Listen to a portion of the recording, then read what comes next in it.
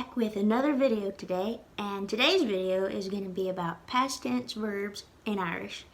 We covered present tense verbs a few videos ago, but today's going to be past tense, and I think you'll find it's way easier than even the present tense was. Before we get into the specifics of the past tense, let's kind of re-go over what verbs are and how specifically Irish verbs work. Okay, so first off, what is a verb? A verb is a word that expresses action or a state of being, like run, jump, feel, or be. In Irish, the verb usually must be changed in some way, though, before it can be used. So you'll see my example there. I have the verb re, which means to run. This is called the verb root. Rehim, on the other hand, means I run. A suffix, im, was added. Sometimes it's just that easy, but sometimes we'll have to add an extra step and change the verb root into what's called a verb stem before we can make it into the final form. So if you look on the bottom of the page there, I've got the verb lay, to read. That's the verb root. We have to change it into a verb stem though. To do that in this specific case, we drop the IGH and we're left with lay, L-E fada. That's the verb stem. Then to get our final form for I read, we add our suffix im and we have lame, I read. Of course, neither of those examples were in the past tense yet, but for now we're just going over, in general, how Irish verbs work. We also have to keep in mind that sometimes while conjugating a verb, we have to know the difference between what's called a broad verb and a slender verb. A broad verb is a verb whose final vowel in its stem is a broad vowel. Broad vowels are A, O, and U. So for an example, we have the verb sowl, to save. That's the verb root. In this particular case, to form the stem, we'll drop the final I. We're left with sowl without an I. That's the verb stem. The final vowel in the stem is an A, which is a broad vowel, making this a broad verb. On the other hand, a slender verb is a verb whose final vowel in its stem is E or I. Those are known as slender vowels. For my example, I have the verb acme, which means to classify. Acme is the verb root. In this particular case, the stem is formed by dropping the IGH on the end, and we're left with acum, A-I-C-M. The final vowel in that stem is an I, which is a slender vowel, making this a slender verb. And that's how you tell the difference between a broad verb and a slender verb. We'll need that going on. Now let's talk specifically about the Irish past tense. To me, this is the easiest tense there is besides imperative tense, and I think you'll probably agree in the end. Now, why is this the easiest tense? Because, with the exception of we plus a past tense verb, only the verb root is used, so there's no need to change to a stem. And also, with the same exception, we plus a past tense verb, there is no adding of suffixes. We'll get more into that in a little bit. First, I'm going to show y'all how the past tense used to be formed in the old days. And why would I show you that? Because it'll kind of be important, or at least interesting, in understanding how it's formed today. So you start with your verb root. Then you add the particle do before it. Now this do, as far as I know, doesn't have any intrinsic meaning. It's just a particle that indicates the past tense.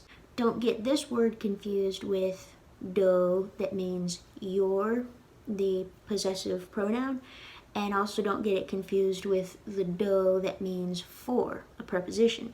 But anyway, you start with do, the particle. You put it before the root as a separate word.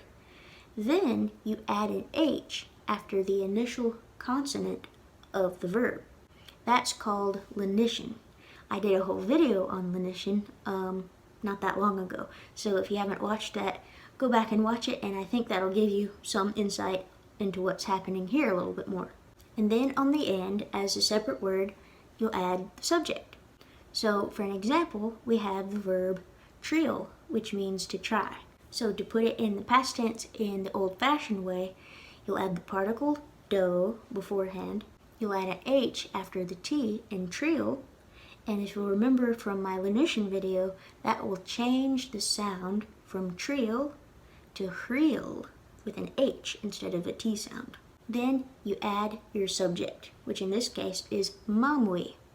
Do hrill mamui. Mama tried. I snuck a little Merle in there. But anyway, nowadays that's not how the past tense is formed, though it's very similar. The difference is that the particle do is generally dropped beforehand. There is one region that I read where they don't drop the do, and I can't remember exactly, but I want to say that it's Munster, and I won't swear by it, and it might not even be all of Munster. But if any of y'all know, maybe you can tell me down in the comments and enlighten me. Thank you. But anyway, generally it's dropped. It definitely is in Standard Irish, and I think in most other regions. And even though the adding of the H, otherwise known as lenition, was actually technically and grammatically caused by the presence of the particle do before the verb root, lenition is still applied, that is, an H is still added regardless of the absence of a preceding particle do. So basically, you'll see that the verb root is still lenited even though there's not a particle before it. So here's the modern past tense format. You have your root, you don't add any particle before it, you just add an H after the initial consonant of the verb, and then add whatever your subject is as a separate word. So again, for example, trill, to try, hrill, mamui, mama tried. There's a couple other things we have to consider. One is that verbs beginning in L, N, R, SC, SF, SM, SP, ST, or vowels are never lenited. You just leave them the way they are. So for example, we have the verb labui, which means to embed or set. Labuishe, he embedded. That verb starts with an L, so you don't add an H after it. Pretty straightforward.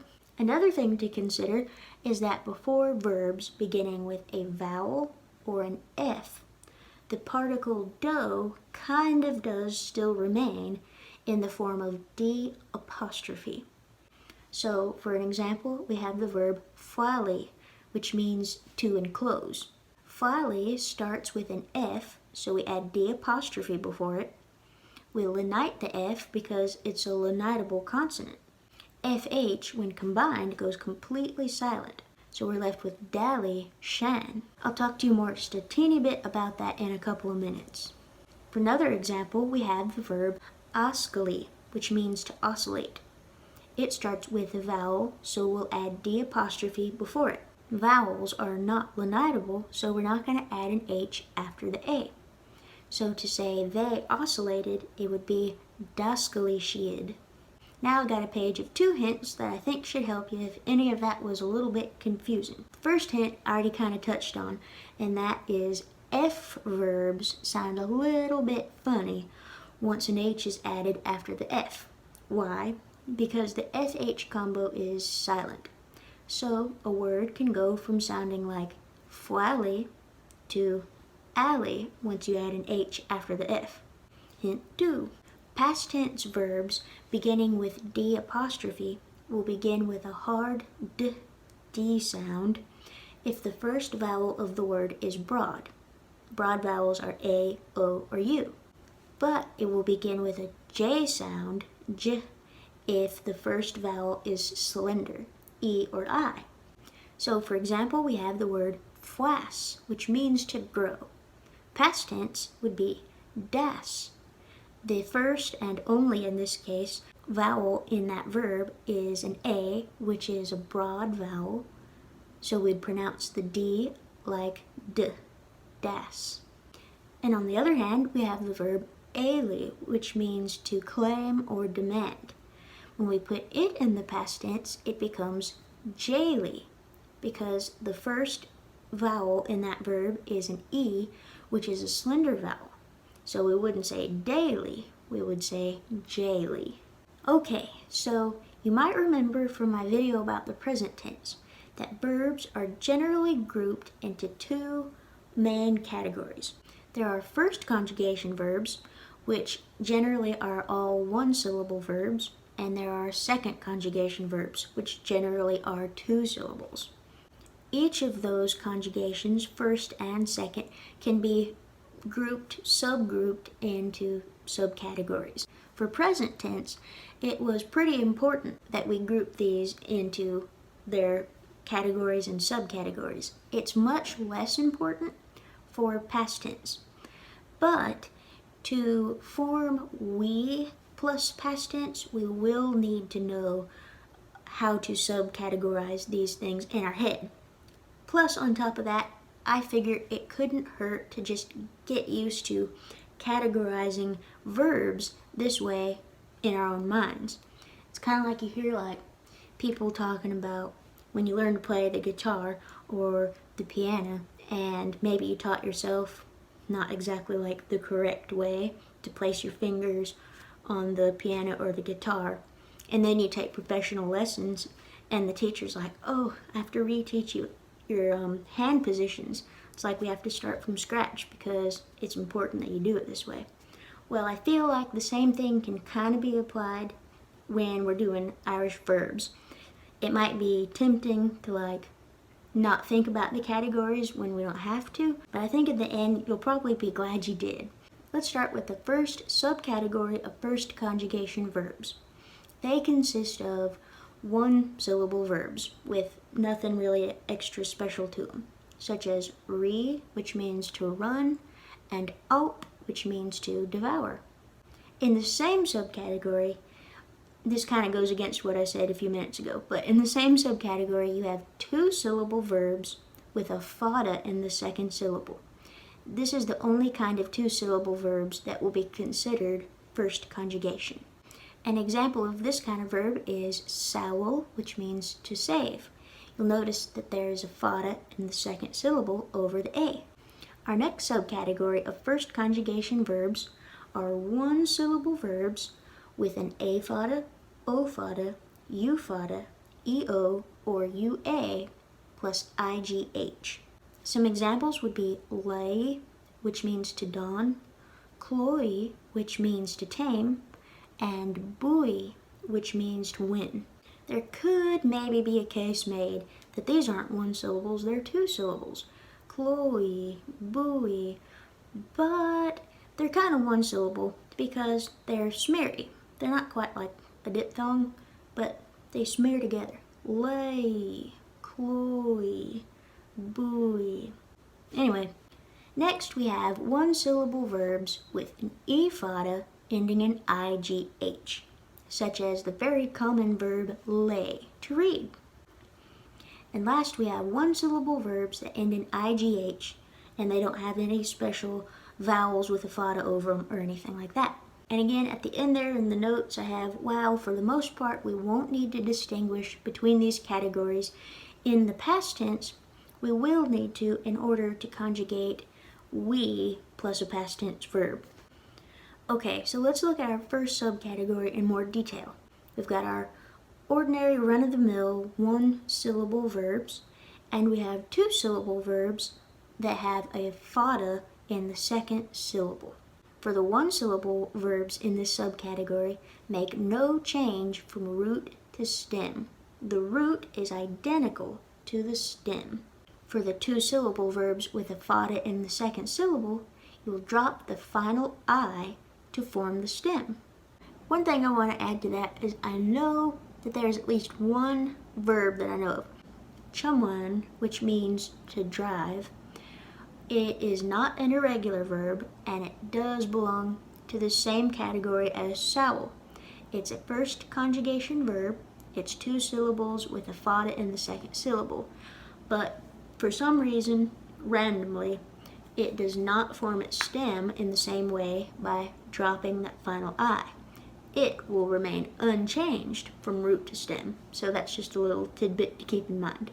Before we do some examples, let's look at the basic formula. So if I wanted to say I did something, let's look at our first format there. We have D apostrophe. We'll only add that, remember, if the verb starts with a vowel or an F. Then we have adding an H after the initial consonant of the root. That is assuming that the verb does start with a consonant and that that consonant is lenitable. Then we add our subject onto the end. For I, it would be may. The exact same format goes all the way down for all the possible pronouns except for we, which I'll come back to in the end. Let's do an example of some ones other than we. Let's say I wanted to say I ran. Well, we have the verb re. The first thing we need to do is ask ourselves, do we need to add D apostrophe beforehand? No, we don't, because R is not a vowel or F. Next, we need to ask ourselves, is it lenitable? No, R's do not lenite.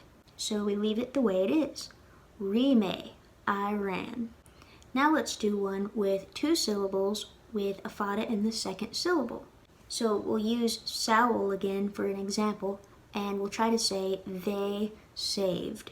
The first thing we need to do again is to remember that as long as we're not saying we plus a past tense verb, we don't need to find the stem. We leave it in root form. Then we ask ourselves if we need to add D apostrophe to the beginning. No, we don't, because S is not a vowel or F. Next, we ask ourselves if we can lenite it. Yes, S followed by an A makes the S completely lenitable. So, sowl, when we lenite it, will become howl. A lenited S goes from making a S sound to an H sound. Then we add our pronoun for they, she'd. Howl she'd, they saved. Now let's talk about we plus past tense. This will be the only time where you'll need to change the root to a stem, and instead of adding a separate pronoun to say we, you'll add a suffix onto the end as part of the verb to indicate we. You might remember from present tense that there was a lot of suffix adding, but there isn't in past tense except with we. When you add a suffix to a verb to indicate the pronoun, that's called a synthetic verb. If you don't and you add a separate pronoun, that's called an analytical form of the verb. In Standard Irish and I believe Munster, synthetic forms are more likely to be used. But in Ulster specifically, I believe the analytical form is more likely to be used. I'm really not sure what they do in Connacht, but maybe one of y'all knows and you can tell me in the comments. So for we, Standard Irish, you would add a suffix. So I'm assuming like if you're taking a test or something in Irish, you'll want to use the synthetic form.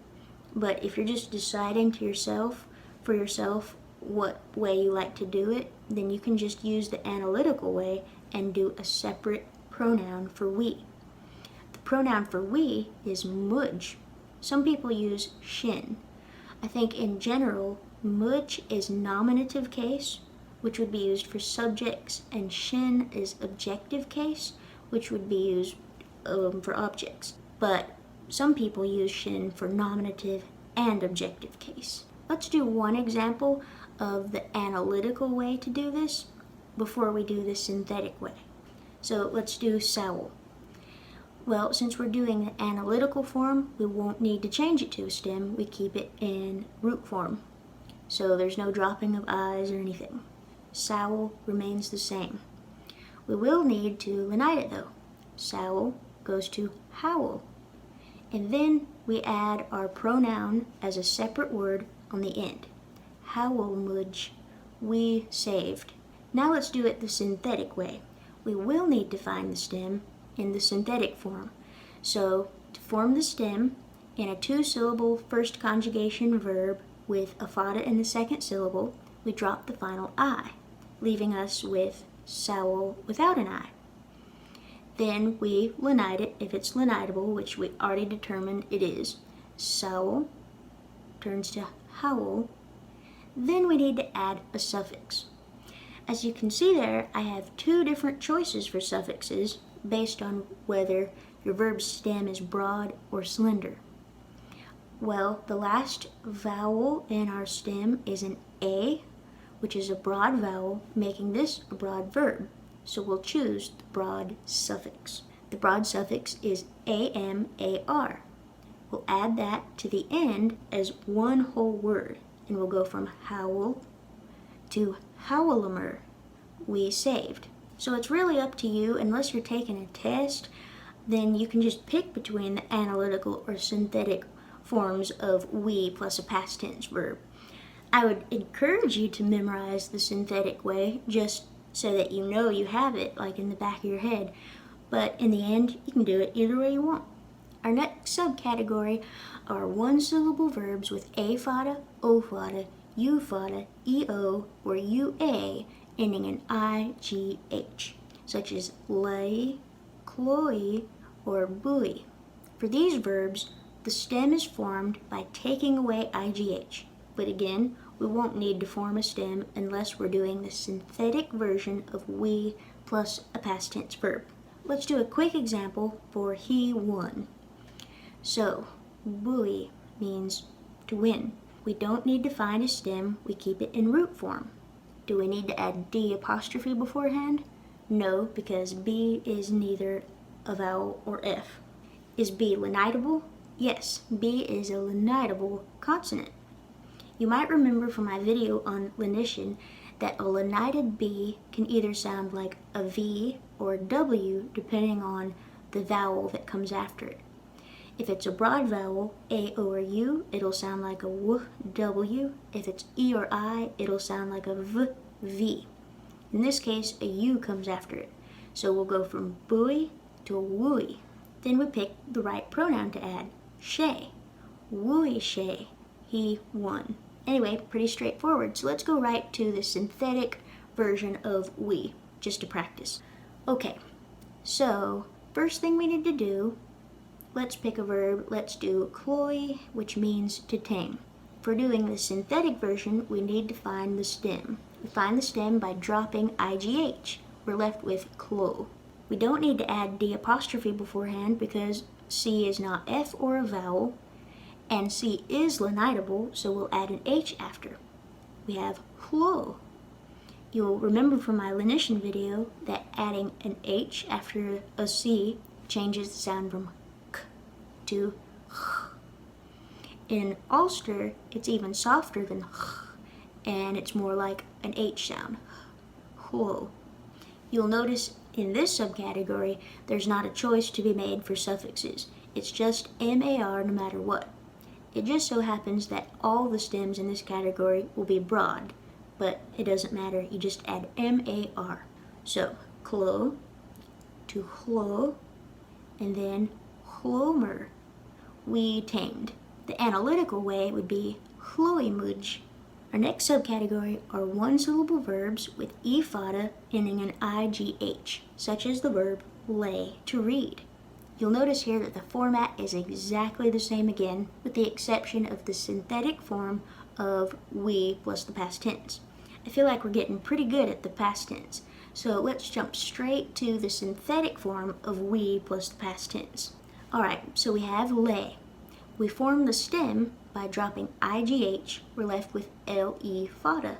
We don't add a D apostrophe because L is not a vowel or F, and L is also not lenitable, so we don't add an H after it.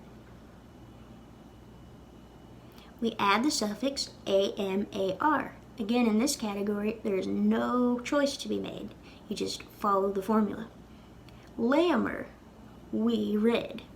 Our last subcategory of first conjugation verbs are ordinary verbs with no special fada vowels in them that end in igh, such as knee, to wash. Like with the last three subcategories, we form the stem by taking away igh, which again we won't need to do unless we're forming the synthetic version of the past tense of we plus a verb. So again, let's jump straight to that and let's say we washed. We formed the stem by dropping IGH. We're left with just N for the stem.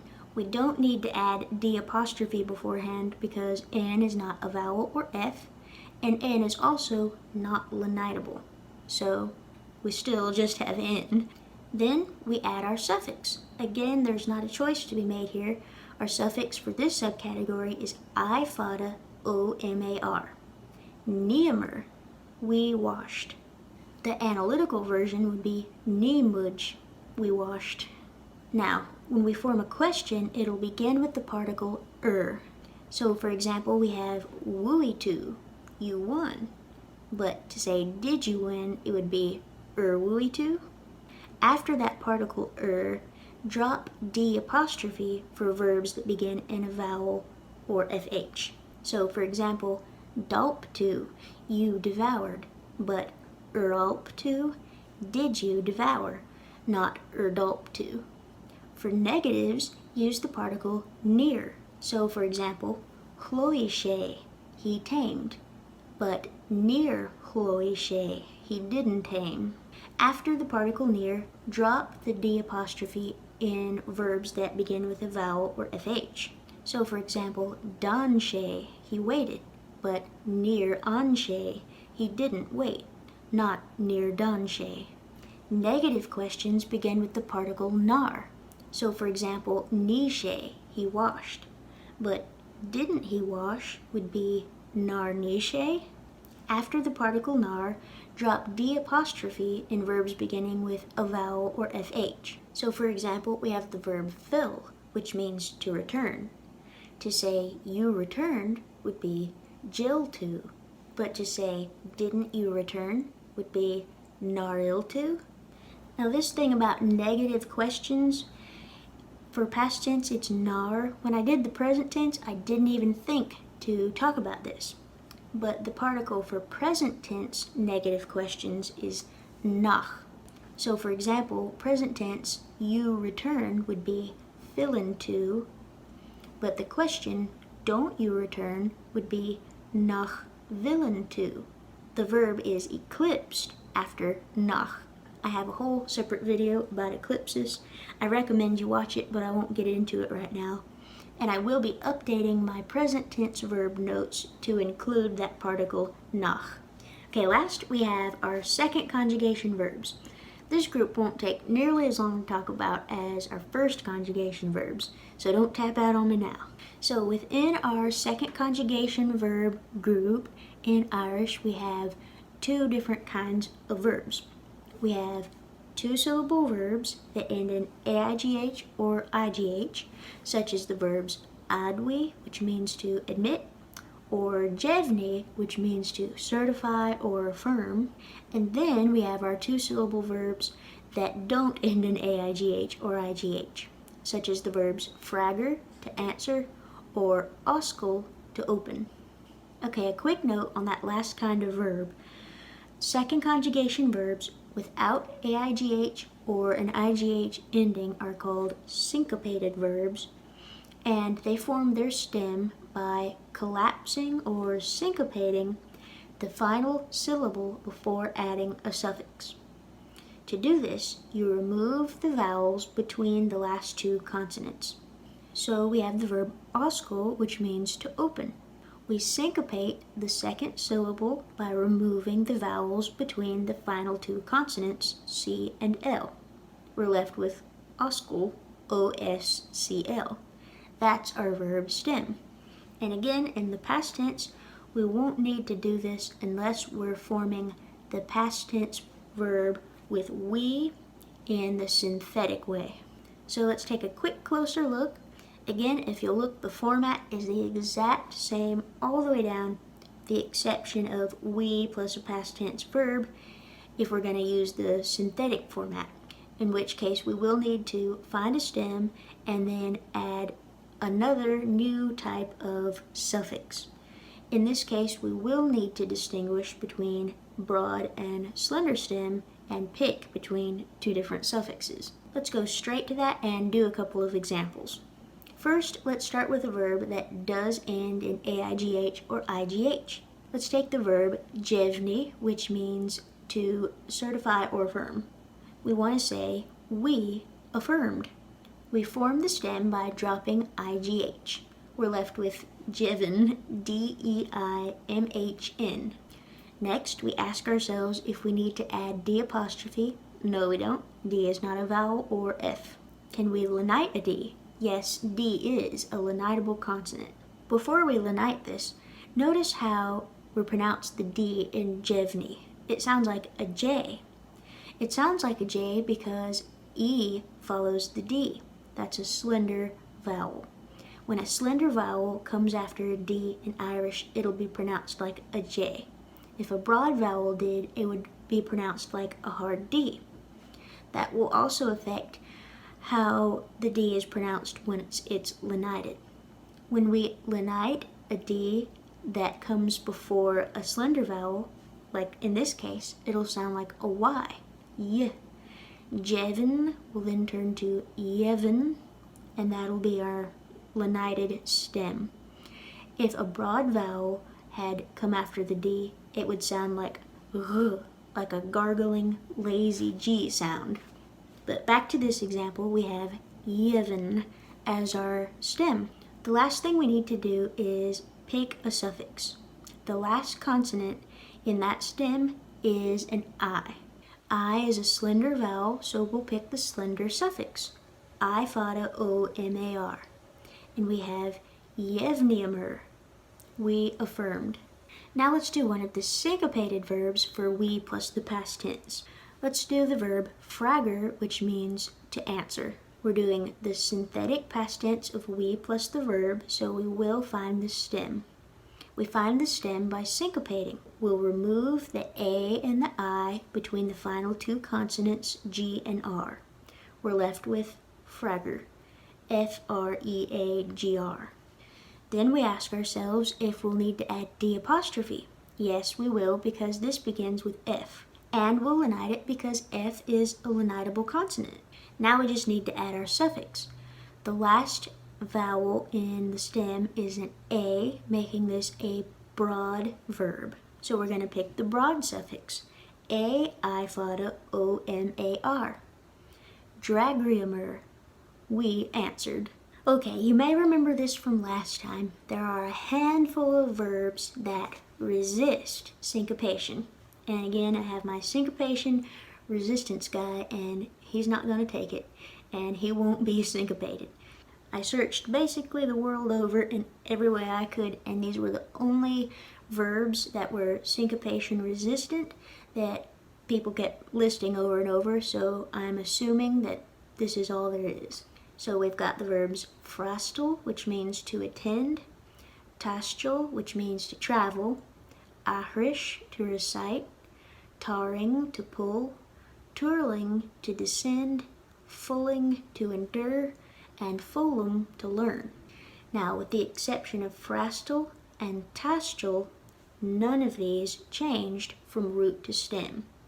You leave them the way they are, and you don't syncopate the end. With frastal, there is a change, but it's still resisting syncopation. Only the I is dropped instead of both the A and the I. In tastal, it actually got longer. We dropped the I and replaced it with an E and an A. And these are all just something you'll have to memorize. And lastly, again, we're going to have our question and negative forms. So questions begin with the particle So yevni she affirmed. But did she affirm is yevni she. After drop the D apostrophe in vowel and FH verbs. So dragertu, you answered. But ragertu, did you answer? Negatives began again with the particle near. So you would have hyanime, I bought, but near hyanime, I didn't buy. After near, drop the D apostrophe in vowel or FH verbs.